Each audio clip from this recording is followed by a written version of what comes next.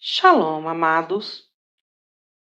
Acompanhe comigo a leitura do livro Jesus, aquele que cura, de E.W. Kenyon.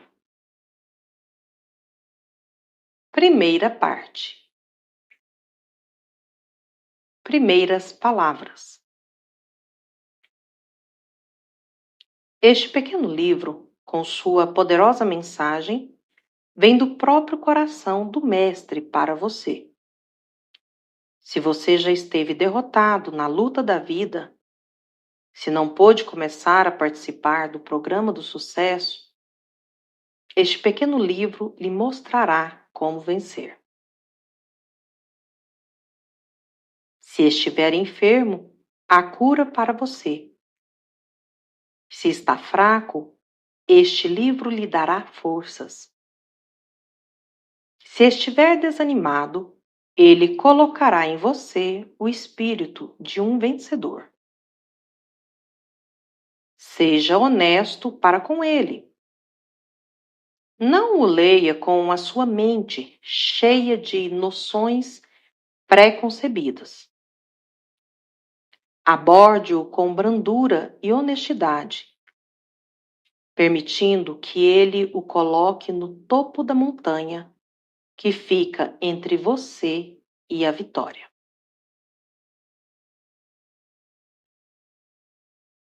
Capítulo 1. 2 tipos de conhecimento. Uma das recentes descobertas em nosso laboratório espiritual é que há 2 tipos de conhecimento.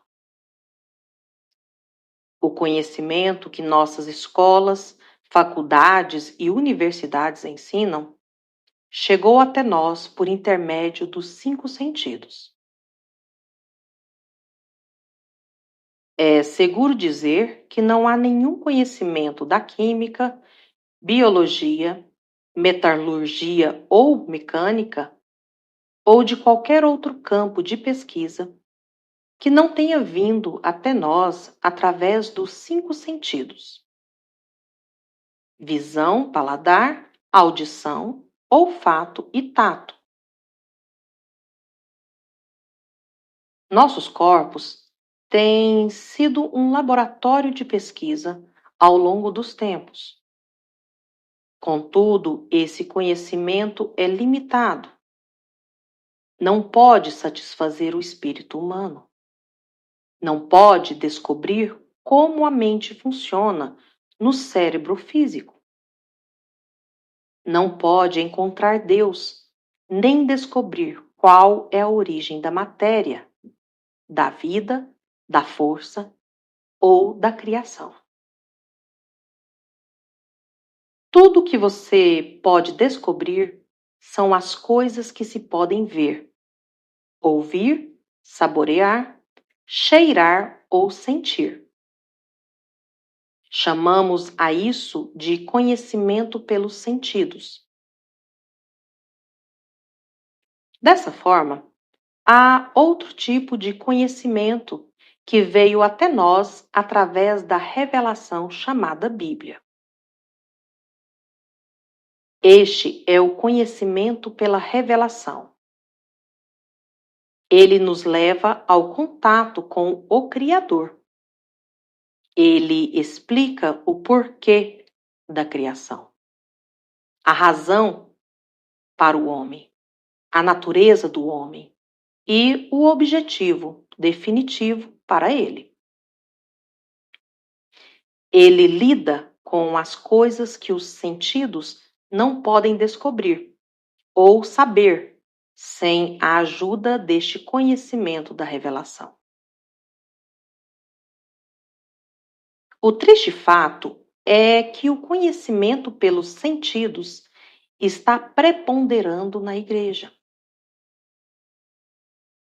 Esta é uma organização espiritual, um corpo espiritual, que deve ser governada por meio do espírito, em vez dos sentidos.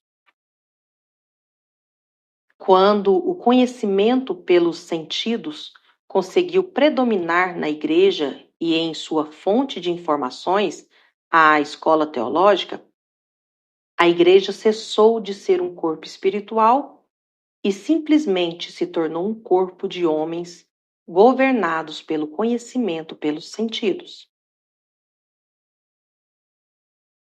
Você pode perceber por que o conhecimento pelos sentidos não pode entender as coisas espirituais. Vai negar os milagres, as respostas às orações e a divindade de Jesus, desacreditando em sua ressurreição e milagres. Deve-se esperar que o conhecimento pelos sentidos negue o elemento milagroso, porque não pode explicá-lo ou entendê-lo. Sua principal busca tem sido por realidade.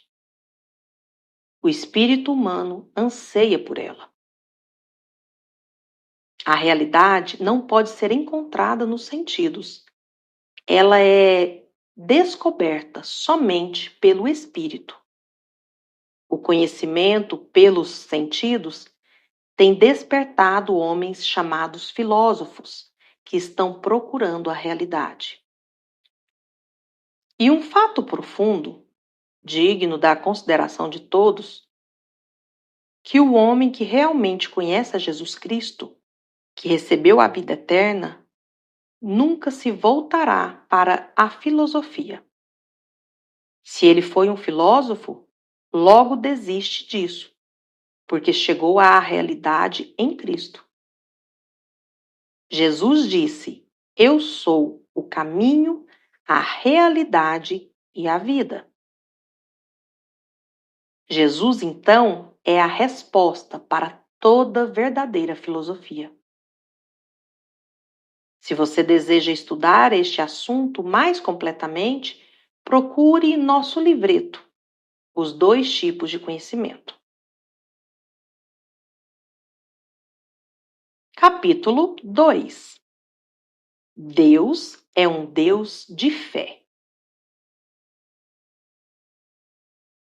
Eu nunca soube o porquê da fé até que li Hebreus capítulo 11, versículo 3, tradução literária. Pela fé compreendemos que os mundos foram formados ou criados pela palavra de Deus, de forma que o que é visto não foi feito a partir das coisas que aparecem. Como num lampejo, entendi o segredo de Gênesis 1, que diz: No princípio, Deus criou. Como ele criou? Pela palavra da fé. Ele disse: haja. Ele criou com palavras. Jesus conhecia o segredo das palavras. Ele curava os enfermos com palavras. Ele levantava os mortos com palavras. Ele acalmava o mar dizendo: cala-te, aquieta-te. Pedro curou os enfermos usando o nome de Jesus. Paulo expulsou demônios dizendo: em nome de Jesus Cristo eu te mando, retira-te dela. Eles usavam palavras que foram geradas pela fé. Elas eram palavras de fé. Tornamo-nos filhos de Deus, participantes de sua própria natureza, quando agimos sobre as palavras. Tornamo-nos homens e mulheres de fé. Usamos palavras de fé e produzimos resultados de fé. Fé na minha fé. A primeira vez que aquelas palavras chegaram até mim, me chocaram. Comecei a examinar a mim mesmo e a me fazer a seguinte pergunta: por que é que as pessoas não têm fé na sua própria fé? É porque elas têm fé na minha fé. Recebo cartas de muitos países longínquos pedindo oração. Por quê? Porque as pessoas que pedem oração não têm confiança na sua própria fé. Por alguma razão, elas não creem em si mesmas, no que Cristo fez por elas, ou no que elas são em Cristo. A razão para sua incredulidade é que elas não sabem quem são em Cristo. Elas têm um sentimento de que não são boas o suficiente, de que sua fé não é forte o suficiente. Elas estão familiarizadas com todas as suas próprias falhas e fraquezas. Elas aceitam toda condenação vinda do púlpito. Estão sempre querendo crer em alguma coisa contrária a si mesma, na sua indignidade, na sua incapacidade, na sua fraqueza e na sua falta de fé. Eis mais alguns fatos.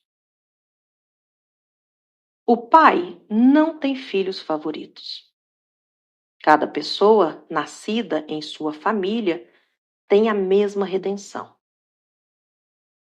Ela foi redimida da mão de seu inimigo. Satanás foi vencido a seu favor pessoalmente. Ela pode dizer: ele foi entregue por causa de minhas transgressões, e ele ressuscitou para minha justificação. Ela pode confiantemente dizer: me tirou da autoridade das trevas e me transladou para o reino do Filho de seu amor, em quem tenho minha redenção, a remissão de minhas transgressões.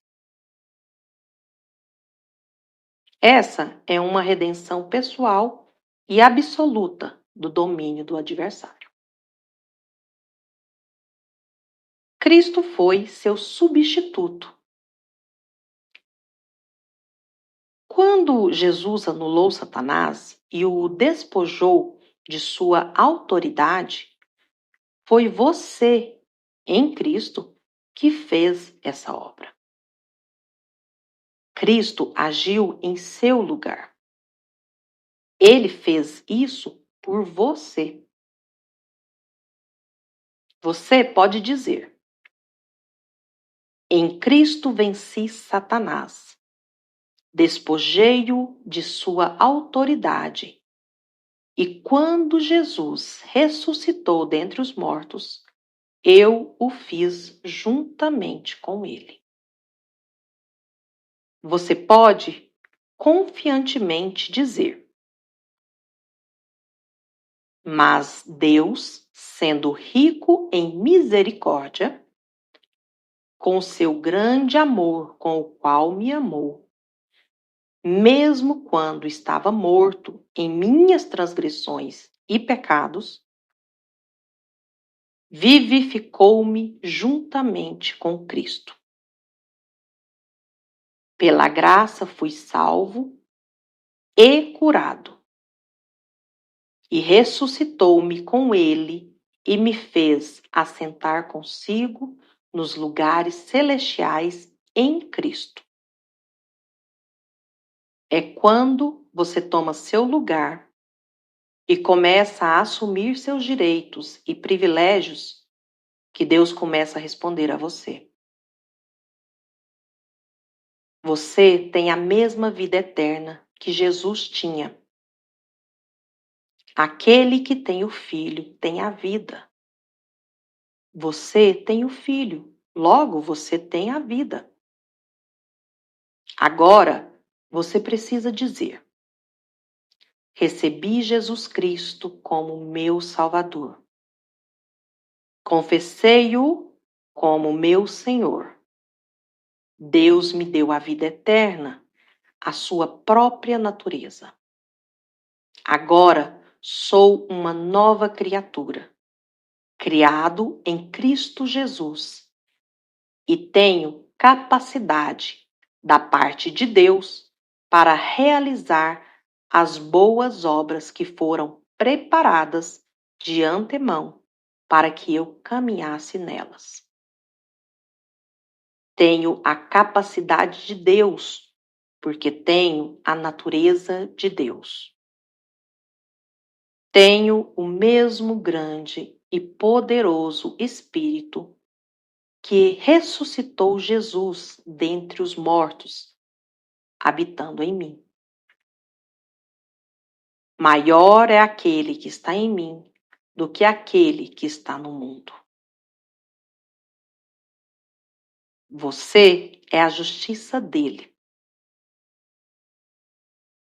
Você tem a mesma justiça que Jesus.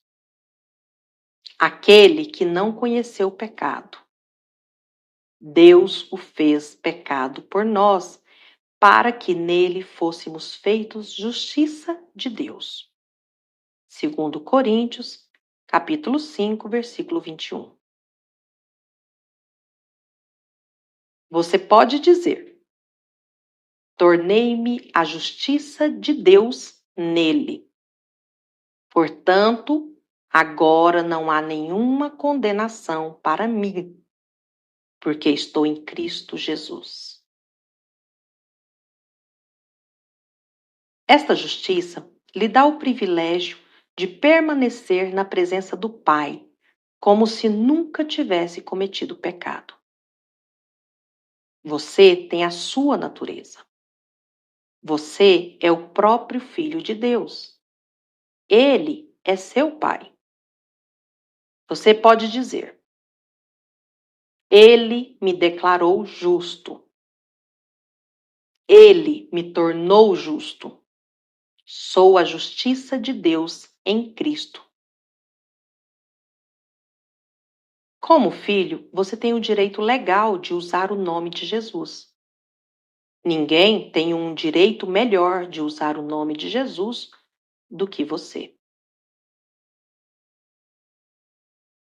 Nossa autoridade está nesse nome. Agora, diga comigo. Jesus declara que tudo o que eu pedir em seu nome, ele me dará. Assim, assumo ousadamente minha posição.